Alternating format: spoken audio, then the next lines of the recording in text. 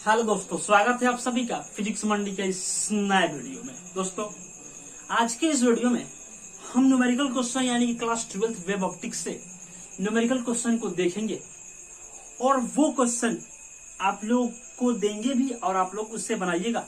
और इसके पिछले वीडियो में हमने न्यूमेरिकल क्वेश्चन को दिया था और मुझे पूर्ण विश्वास है कि आप लोग उस क्वेश्चन को बना लिए होंगे। दोस्तों, इन दिनों कुछ वीडियो अपलोड नहीं हो पाया, इसके लिए माफी चाहता हूँ। कुछ प्रॉब्लम था इसलिए वीडियो नहीं अपलोड हो रहा था। दोस्तों, आज से रेगुलर वीडियो अपलोड किया जाएगा। फिर देखा जाए यानी कि न्यूमेरिकल जो क्वेश्चन है उस क्वेश्चन को देखा जाए कि जैसे न्यूमेरिकल क्वेश्चन देख रहे हैं वो क्वेश्चन है आपको दिख जाएगा स्क्रीन पे, आप देख सकते हो। उस क्वेश्चन को बोल रहा है क्वेश्चन कि यदि किसी पदार्थ का क्रांतिक कोण 45 डिग्री हो तो उसके ध्रुवण कोण का मान क्या होगा। बोल रहा है कि यदि किसी पदार्थ का क्रांतिक कोण 45 डिग्री हो तो उसके ध्रुवण कोण का मान क्या होगा। तो दोस्तों, ऐसे क्वेश्चन को हम बहुत इजी तरीके से क्या कर सकते हैं, सॉल्व कर सकते हैं। आप लोग जैसे जानते होंगे क्रांतिक कोण क्या होता है, आईसी जो होता है, आईसी जो कहते हैं, उसका जो वैल्यू है वो वैल्यू कितना है 45 या 45 डिग्री दिया है। यानी कि नंबर 1 क्वेश्चन देखा जाए वो बोल रहा है कि आईसी का जो वैल्यू है दोस्तों वो कितना है 45 डिग्री दे रहा है। फिर बोल रहा है कि उसके ध्रुवण कोण का मान निकाला जाए। तो दोस्तों, आप पढ़े हुए क्रांतिक कोण, तो क्रांतिक कोण का जो फॉर्मूला होता है म्यू इक्वल टू फॉर्मूला जो होता है वो फॉर्मूला म्यू इक्वल टू जो फॉर्मूला होता है 1/sin आईसी, ये फॉर्मूला होता है mu equal to sine IC. देख सकते हैं आईसी का वैल्यू कितना दिख रहा है, तो म्यू इक्वल टू अगर निकाला जाए दोस्तों तो 1/sin आईसी का वैल्यू कितना है 45 डिग्री है, उसको रखेंगे। फिर म्यू इक्वल टू 1/, देखिए तो ट्रिग्नोमेट्री में आप जानते होंगे कि साइन 45 डिग्री का मान कितना होता है, चलिए नहीं जानते तो बता देंगे, 1/√2 होता है। 1/√2 यानी कि 1/√2 होता है, इतना होता है वैल्यू इसका। साइन 45 डिग्री का वैल्यू इतना होता है। फिर अगर देखिए तो यहां से म्यू इक्वल टू अगर निकाला जाए तो इसका √2 होगा और √2 का वैल्यू कितना होता है 1. आप इसको अगर आप इसको नहीं जानते हो, अगर नॉन परफेक्ट स्क्वायर का वैल्यू निकालना आप लोग को नहीं आता है तो इसके नेक्स्ट वीडियो में हम शुरू में ही इस बात को बता देंगे कि नॉन परफेक्ट स्क्वायर का वैल्यू कैसे निकाला जाता है। जैसे मान लीजिए √2 हो गया, √1 हो गया, √1 का वैल्यू तो 1 होता है। फिर जैसे मान लीजिए √3 हो गया, √5 हो गया, √6 हो गया, √7 हो गया, इसका वैल्यू कैसे निकाल सकते हैं। देखिए जो √4 होता है इसका तो वैल्यू हम जानते हैं, ये परफेक्ट स्क्वायर है कि इसका जो वैल्यू होता है वो होता है 2। फिर देखिए तो √2 का वैल्यू कितना होता है, तो ये जो होता है नॉन परफेक्ट स्क्वायर होता है, इसका वैल्यू निकालना पड़ता है। तो कैसे निकाला जाता है इसके नेक्स्ट वीडियो में हम शुरू में इस बात को बता देंगे। तो देखिए दोस्तों, इसका जो वैल्यू होता है वो वैल्यू 1.428 ऐसा कुछ होता है, 428। इसका वैल्यू कैसा निकाला जाता है दोस्तों, इसको हम बता देंगे नेक्स्ट वीडियो में, शुरू में बता देंगे। देखिए तो हमने क्या किया, √2 का वैल्यू निकाल लिया, कितना 1.428 निकाला हमने, किसका वैल्यू, तो म्यू इक्वल टू हमने मान निकाल लिया। फिर देखा जाए क्या कर रहा है क्वेश्चन आगे। फिर देखिए दोस्तों, यहां हमने क्या प्राप्त किया, तो हमने म्यू का वैल्यू प्राप्त किया। और बूस्टर का नियम क्या होता है, mu equal to tan IB।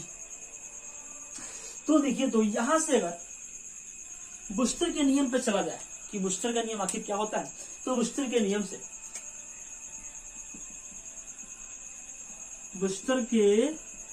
से दोस्तों बूस्टर का नियम क्या होता है, तो वो होता है mu equal to tan IB होता है।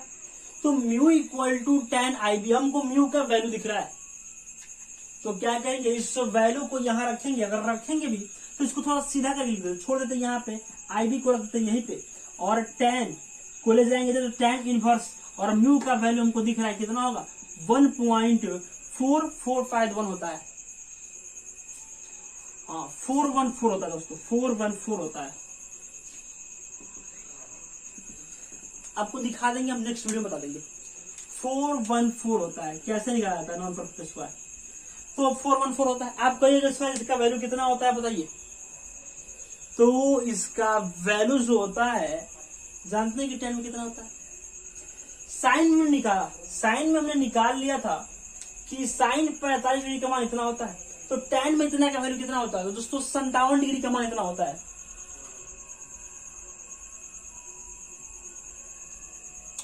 तो हमको यहां से अब IB का वैल्यू निकालना है, यानी कि IB का जो वैल्यू होता है वहां से निकालना है। IB इक्वल टू, देखिए तो tan में इसका वैल्यू कितना होता है आप सोच सकते हैं, आप सोचिएगा, कहिएगा सर कैसे निकाल सकते हैं इसको। तो चलिए देखा जाए कैसे निकाल सकते हैं। चलिए फिर देखा जाए कि अगर tan की बात किया जाए, tan हमको इतना का वैल्यू निकालना है, तो आप देखिए इसका जो वैल्यू होगा वो एग्जैक्ट वैल्यू कभी प्राप्त नहीं कर पाएंगे हम। तो देखा जाए अगर tan 45 का मान लिखा जाए, तो tan 45 का जो वैल्यू होता है वो होता है 1। फिर tan 60 का अगर वैल्यू लिखा जाए, tan 60 का, तो वो क्या होता है? √3 होता है tan 60 का, तो √3। और फिर इन दोनों के बीच इसका क्या है? वैल्यू दिख रहा है। और √3 का जो वैल्यू होता है वो वैल्यू 1.78 शायद ऐसा कुछ होता है, 1.76 ऐसा कुछ होता है। यानी कि मान लीजिए हमने √3 का वैल्यू इतना लिख दिया, और ये देखिए तो इन दोनों का बीच का फासला कितना है? थोड़ा सा फासला है, यानी कि कुछ फासला ऐसे होगा। तो हमने क्या कर दिया, यहाँ पे लिख दिया कि इसका जो वैल्यू होगा वो 54.6 डिग्री का वैल्यू इतना होगा tan में। तो आप कहिए सर कैसे लिख दिए हम, आप कैसे लिख दिए इसको? तो हम ये कह रहे हैं कि इसका जो वैल्यू होगा वो एग्जैक्ट वैल्यू कभी नहीं प्राप्त कर पाएंगे हम, उसके बीच ही कुछ ऐसे लिख सकते थे। यहाँ पे हमने 55 में लिख सकते थे, यहाँ पे हमने 54 लिख दिया, 56 में लिख सकते थे, लेकिन वो जो वैल्यू होगा वो एग्जैक्ट वैल्यू प्राप्त नहीं होगा।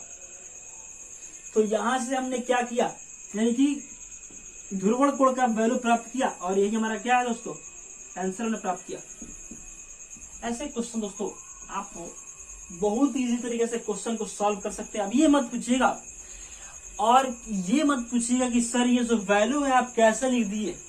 तो हमने बोल दिया दोस्तों कि इसका एग्जैक्ट वैल्यू कभी प्राप्त नहीं होता है, उसके बीच ही का उसके वैल्यू आ जाता है, लेकिन उसका एग्जैक्ट वैल्यू कभी प्राप्त नहीं होगा। फिर देखा जाए इस टाइप का हम क्वेश्चन आप लोग को दे देते हैं, वो क्वेश्चन आप खुद से बनाइएगा और बना के देखिएगा कैसा क्वेश्चन, एक क्वेश्चन आप लोग को समझ में आया कि नहीं आया। तो क्वेश्चन लिख देते हैं हम यहाँ पे, नंबर 1 क्वेश्चन, यहाँ पे यहाँ नंबर 1 है, नंबर 2 क्वेश्चन लिख देते हैं।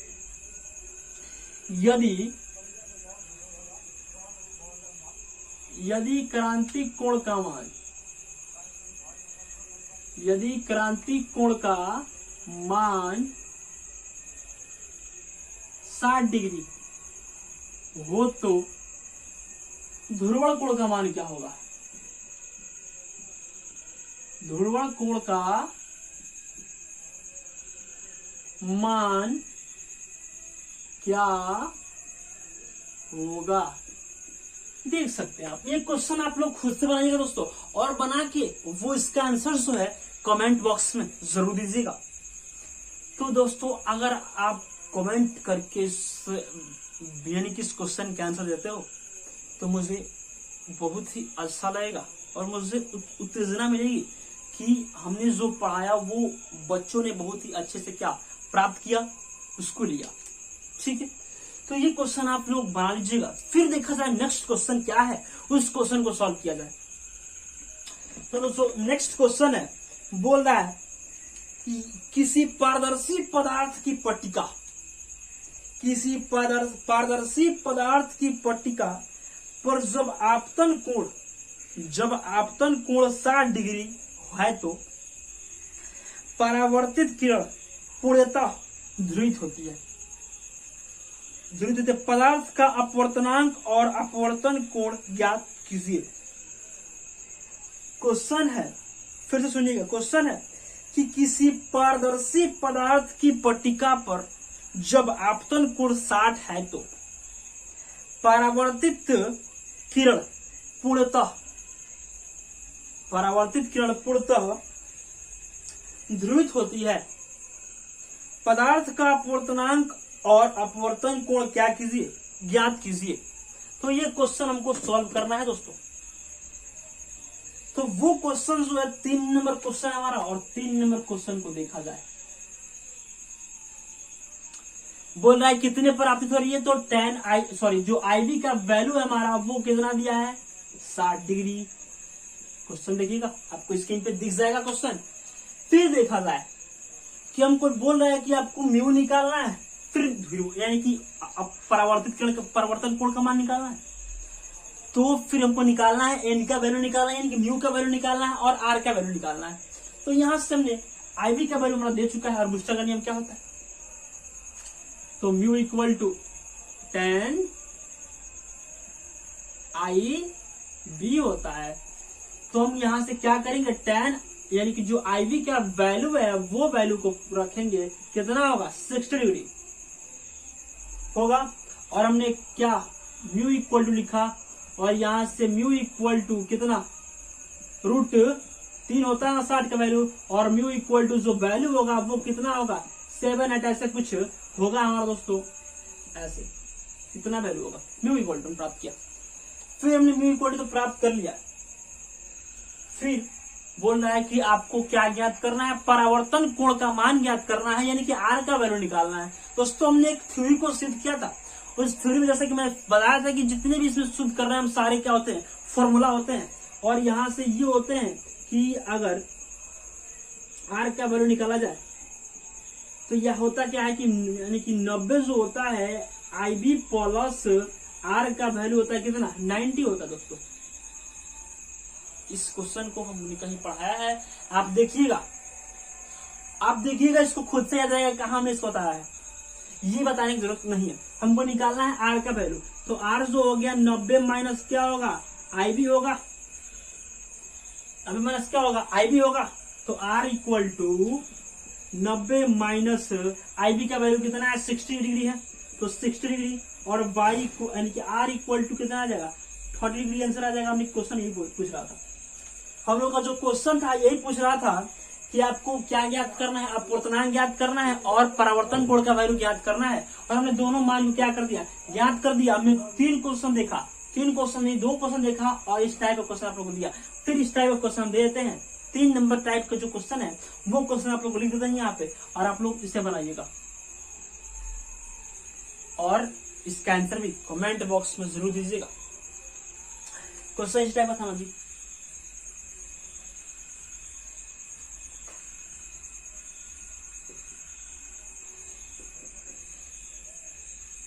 जब किसी पारदर्शी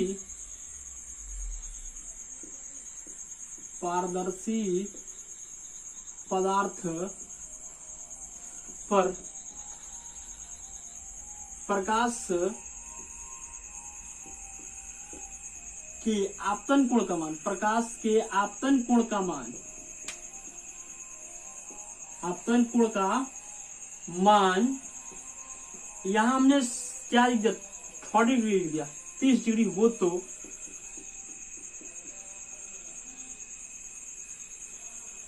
इसका अपवर्तनांक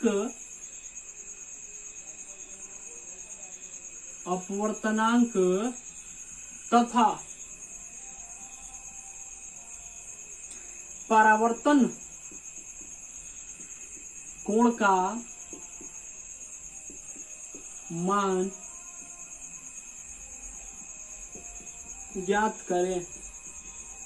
दोस्तों मुझे उम्मीद है कि आप लोग इस क्वेश्चन को भी बहुत ही आसानी पूर्वक क्या कर लीजिएगा, बना लीजिएगा। फिर देखा जाए नेक्स्ट क्वेश्चन क्या है, आप लोग को दिख जाएगा स्क्रीन पे, तो इसको थोड़ा हम क्या कर ले, रफ कर लेते हैं। उसके बाद अगर आप लोग स्क्रीनशॉट लेना चाहते हो तो ले सकते हैं। फिर देखा जाए क्वेश्चन को, इसका जो 3 नंबर क्वेश्चन, इसके जो आगे क्वेश्चन है वो उस क्वेश्चन को देखा जाए। क्वेश्चन नंबर आई था 4 नंबर था, 5 नंबर क्वेश्चन को देखा जाए। नंबर 5 क्वेश्चन दोस्तों ये है, बोल रहा है, क्वेश्चन सुनिएगा, बोल रहा है कि जब सूर्य का प्रकाश पानी की सतह से 37 डिग्री 47 डिग्री के कोण पर आपतित होता है तो परावर्तित प्रकाश पूर्णतः समतल ध्रुवित होता है, तो पानी का अपवर्तनांक एवं अपवर्तन कोण क्या कीजिए, ज्ञात कीजिए। ठीक है दोस्तों, हमको इसका वैल्यू क्या करना है, प्राप्त करना है, निकालना है। तो अब देखा जाए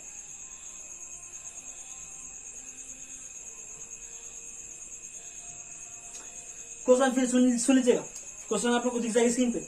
बोल रहा है कि जब सूर्य का प्रकाश पानी के सतह से 37 डिग्री के कोण पर आपतित होता है तो परावर्तित प्रकाश पूर्णतः समतल ध्रुवित होता है। पानी का अपवर्तनांक एवं अपवर्तन कोण क्या कीजिए, ज्ञात कीजिए। तो हमको पानी का अपवर्तनांक ज्ञात करना है, तो दूसरा क्या ज्ञात करना है, अपवर्तन कोण का मान ज्ञात करना है। देखा जाए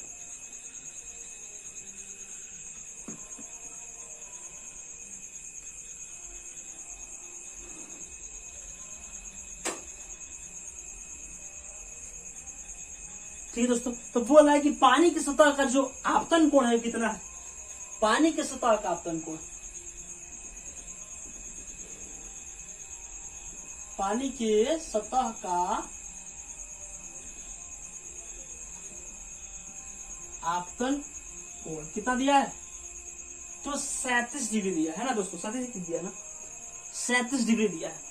तब देखिए तो यहां से अगर आईबी का वैल्यू हम प्राप्त करें, ये थोड़ी बोल रहा है कि ये प्रकाश का आपतन कोण, ये थोड़ी बोल रहा है, वो तो बोल रहा है कि पानी की सतह का जो आपतन कोण है वो कितना है, 37 डिग्री। तो आईबी इक्वल टू अगर मान निकाला जाए तो कितना आएगा, 37 डिग्री। आईबी इक्वल टू कितना दोस्तों, 53 डिग्री। क्या चीज का वैल्यू, आईबी का वैल्यू हमने क्या प्राप्त किया, 53 डिग्री। ठीक है, फिर हमको निकालना आगे क्या कि हमको म्यू निकालना है, यानी कि एन का वैल्यू प्राप्त करना है, म्यू का वैल्यू प्राप्त करना है। अब देखा जाए म्यू इक्वल टू फॉर्मूला क्या होता है, tan आईबी। तो म्यू इक्वल टू tan कितना, आईबी का वैल्यू 53 डिग्री। अब कहेगा सर कि 53 डिग्री का वैल्यू कितना होता है, कहिएगा ना। तो देखिए दोस्तों 53 डिग्री का जो वैल्यू होगा हमारा म्यू इक्वल टू, समझिएगा पहले, इसके आगे कितना का वैल्यू, 60 का कितना होता है, तो जस्ट उसी के लपेट में हम इसका भी वैल्यू लिखेंगे। इसके बाद कितना होता है, 30 3 का होता है, 60 का होता है, इसके पीछे 1 का होता है। तो इसका अगर वैल्यू लिखा जाए तो 1.57 लिख सकते हैं, लिख सकते हैं कि नहीं लिख सकते। हमने क्या बताया कि इसके जो बीच का जो वैल्यू होगा उस वैल्यू को हम लिख सकते हैं, और वही हमारा इसका जो एग्जैक्ट वैल्यू होगा वो एग्जैक्ट वैल्यू प्राप्त नहीं कर सकते हैं। तो हमने इसका बीच के वैल्यू हमने अनुमान लगा लिया, लगभग इतना लिख दिया कि म्यू इक्वल टू क्या होगा, इतना होगा। फिर बोला है कि उसका जो अपवर्तन कोण दोस्तों उसको प्राप्त करना है। तो वही देख सकते हैं कि अगर फिर से क्या करेंगे, आर का वैल्यू अगर निकालेंगे तो फिर क्या करेंगे, 90 माइनस 53, फिर रिजल्ट हमारा कितना होगा, आर का वैल्यू 37 डिग्री होगा दोस्तों। तो हमने इस क्वेश्चन को भी देख लिया। अब देख सकते हैं, मुझे उम्मीद है कि आप लोग इस क्वेश्चन को भी समझ गए होंगे। इस टाइप का भी क्वेश्चन लिख देते हैं हम, आप लोग खुद से बना लीजिए इस क्वेश्चन को।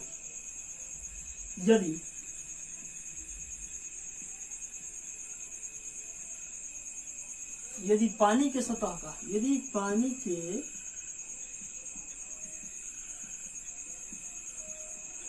सतह का आपतन कोण 47 डिग्री हो तो